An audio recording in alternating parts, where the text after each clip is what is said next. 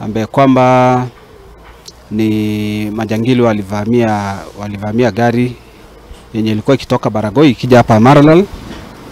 Kwa bahati mbaya wakaweza kumuua mzee ambaye kwamba ndiye driver, ndiye mwenye gari pia. Na gari hiyo ilikuwa imetoka Baragoi, ilikuwa ni mfanyi biashara, mzee ni mfanyi biashara. Kwa bahati mbaya akapatikana na wale majangili ambaye kwamba waliweza kumuua kwa barabara ya Baragoi kuja Maralal. Ilikuwa ni mwendo wa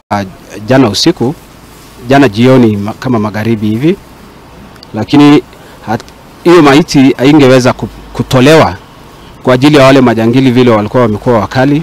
Huyu fajiri tulikuja kushukuliwa hapa na maaskari, ambaye kuna ndugu yetu mmoja aliuliwa barabara hiyo ya kutoka Baragoi hapa mbele ya Baragoi, ambaye alipigwa risasi, na bado alikuwa na taniboi mwenzake. Tukajaribu kumtafuta, hatukumpata mpaka kolaga huko chini, lakini nyawa yake tuliona, kuhakikisha tujui kama ako hai ama alikufa. Sasa pale imekuwa hatari kwa kila njia ya kwenda Baragoi, imekuwa shida kubwa sana.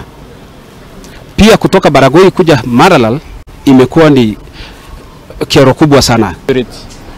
Sisi wenyewe ndio tunaumia kabisa, kusema ukweli. Serikali sisi tunaomba juu hii mambo sasa imeanza kufika hadi sasa kwa maboma kabisa, kwa manyumba, mchana usiku. Unaona, na maisha ndio hiyo ni ngumu. Unaona, school fees ndio inatuangalia sisi, na sisi ndio tunatafuta. Angalieni serikali tafadhali. Tuna kaunti-ini ya Pokot